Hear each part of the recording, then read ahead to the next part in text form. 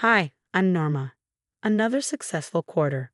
The Meridian chain is thriving under your leadership, Marcus said, sliding a stack of financial reports across my desk.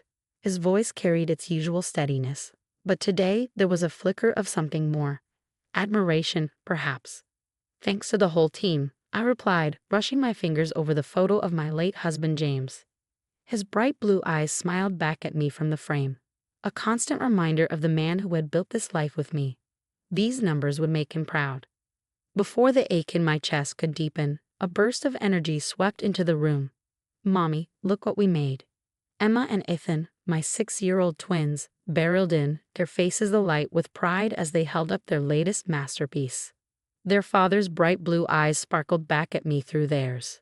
"They're beautiful sweethearts," I said warmly. "Why don't you show them to Aunt Bella? She's in the conference room."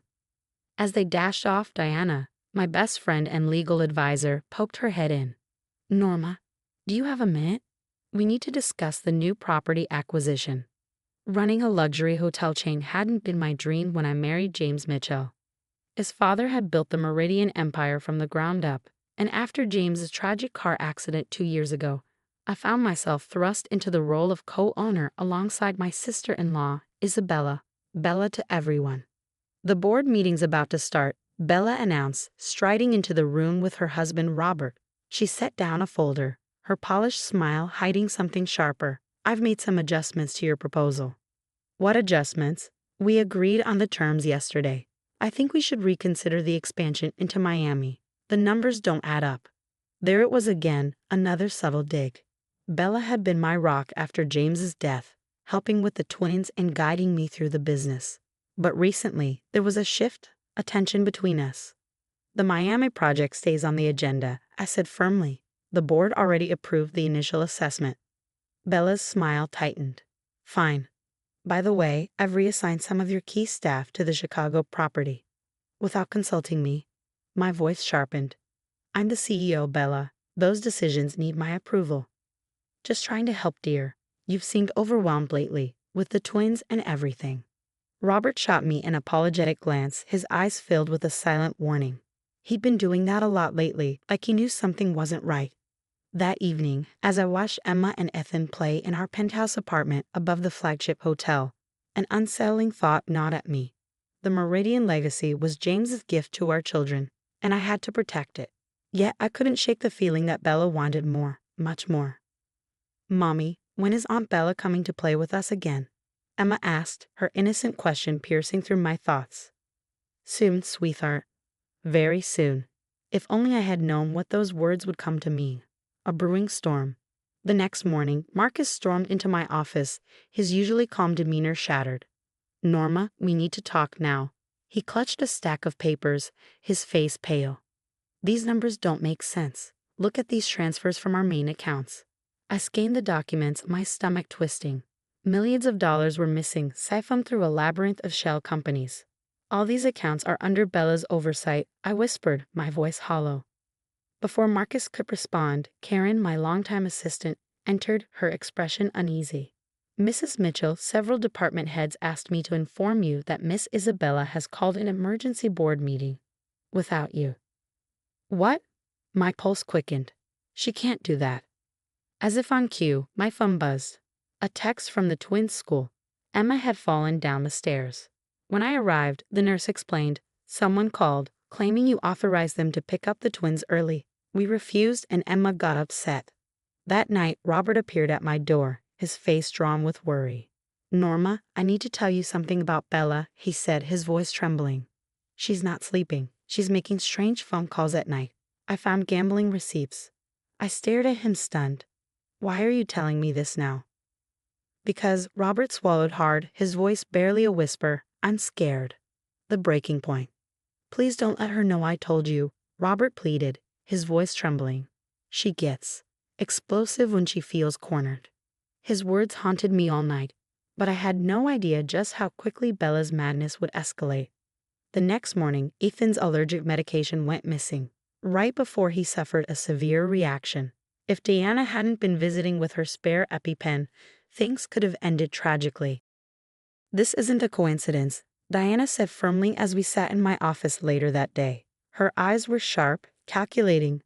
I did some digging. Bella worked at 3 companies before marrying Robert. All 3 reported major fraud cases right after she left. And the evidence? It disappeared. Every time. I didn't have time to process Diana's revelation before the head of maintenance knocked on my door, his expression grim. Mrs. Mitchell, we found something strange in the twins' playroom. The window safety locks were tampered with. My heart plummeted. Within hours, I had cameras installed throughout the penthouse and my office. That evening, I uncovered something even more disturbing. Every senior staff member had received emails, supposedly from me, about my stress-related issues and erratic behavior. She's trying to push you out, Diana warned. This isn't just about power anymore, Norma. I think the twins are in danger. I stayed up all night reviewing security footage. At 3 a.m., I froze. Bella, in my private office, accessing my computer, copying files. The next morning, Emma's innocent voice shattered my fragile composure. Mommy, why was Aunt Bella in our room last night? My blood ran cold. What do you mean, sweetie? She was standing by our beds, Emma whispered, eyes wide. She looked scary. This wasn't just about the business. Bella wanted everything, and she didn't care who she hurt to get it. The security company called shortly after. Someone had tried to disable the cameras in the twins' wing. The evidence was mounting, but one wrong move and I could lose everything, or worse, someone could get hurt. I glanced at my children, blissfully unaware of the storm closing in. I needed proof. Real proof, and I had to get it before Bella made her next move. The inferno. The Tokyo deal isn't worth your personal attention, Norma. I can handle it, Bella insisted, her smile flawless but her tone sending chills down my spine. I've already booked the flight, I lied. I'll be back tomorrow night. Instead, I switched flights and returned early. My security team texted about unusual activity in the penthouse. Bella had arrived unannounced. As I stepped off the elevator, the smell of smoke hit me. Then I heard the screams. Mommy. Help, we can't get out. Heart pounding, I raced down the hallway. Smoke seeped from under the door next to the playroom. I grabbed the handle, it wouldn't budge. Emma, Ethan, stay away from the door. Security is coming. Poor Norma, always rushing back to those brats. I spun around to see Bella emerge from the shadows, eerily calm. You should have stayed in Tokyo, she said, her voice cold. What have you done? I demanded. The key, Bella. Now. You still don't get it, she sneered. I had it all planned perfectly. A tragic accident while Mommy was away. I would have inherited everything, the business, the properties, even their trust funds. The smoke thickened. My twins' coughs grew fainter. Security, break down the door.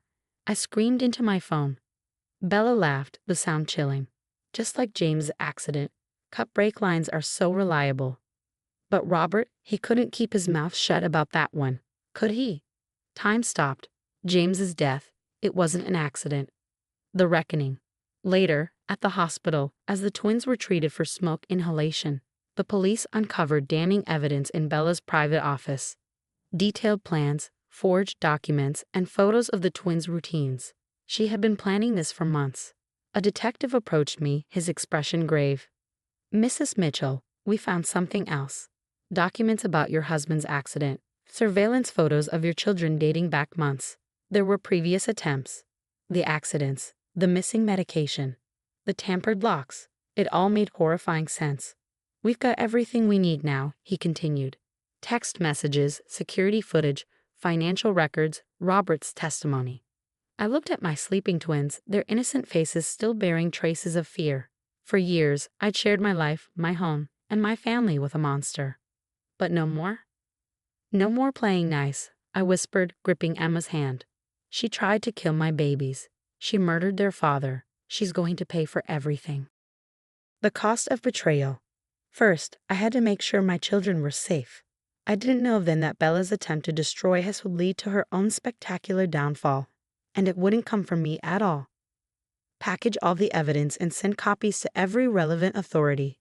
Diana instructed her team. Financial crimes. Attempted murder. Everything. While Bella sat in jail, awaiting trial for the fire, an anonymous tip landed on the FBI's desk. The rabbit hole went deeper than anyone imagined. international money laundering through our hotels. I sat across from a federal agent, stunned. Your sister-in-law was working with dangerous people, he explained. She used your properties to launder millions for gambling syndicates. Then Bella's world truly began to collapse. Her so-called friends in the gambling world turned on her the moment their money disappeared. That crazy woman took us for millions. One of them confessed to save himself. The feds uncovered offshore accounts, fake identities, and years of elaborate schemes. Robert, finally breaking his silence, filed for divorce. In his testimony, he revealed everything. She bragged about killing James, he admitted, his voice cracking. Said it was so easy to tamper with the brakes, to make it look like an accident. She laughed about it. The evidence was overwhelming. Not even Bella's expensive lawyers could save her now. Guilty on all counts, the judge declared. The defendant is sentenced to 25 years without the possibility of parole. I watched as Bella was led away in handcuffs, her once polished designer image reduced to prison orange. She screamed obscenities, blaming everyone but herself. The aftermath. 5 years passed quickly. The twins turned 11, growing stronger and wiser from our ordeal. Without Bella's poison, the Meridian Empire flourished. We opened 3 new properties, including a resort in Tokyo, ironically the place Bella had tried to send me that fatal day. Last week, I received a letter from our prison chaplain. Bella was begging for forgiveness, claiming she had changed. I didn't need to read past the first line. I tore it up and tossed it away. Mrs. Mitchell, your next appointment is here, my assistant called. I smiled at Emma and Ethan. Come on, kids, time for your first real board meeting. As we walked into the conference room where Bella once plotted against us, I saw my children's excited faces. They were alive, safe, thriving. James would be proud. The empire he built wasn't just surviving, it was growing. And his killer? She was rotting in prison, forgotten by everyone who once feared her. That's the thing about karma. It always collects its debts. Sometimes you just have to be patient and let toxic people destroy themselves. I turned to my twins, ready to learn the family business. Ready, Mom, we'll make it even better than before. And we did. That's what real family does. We build each other up, not tear each other down. Bella learned that lesson the hard way, from behind bars.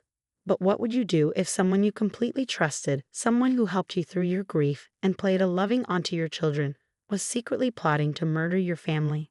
Could you ever forgive them? Even years later, when they beg for forgiveness from prison.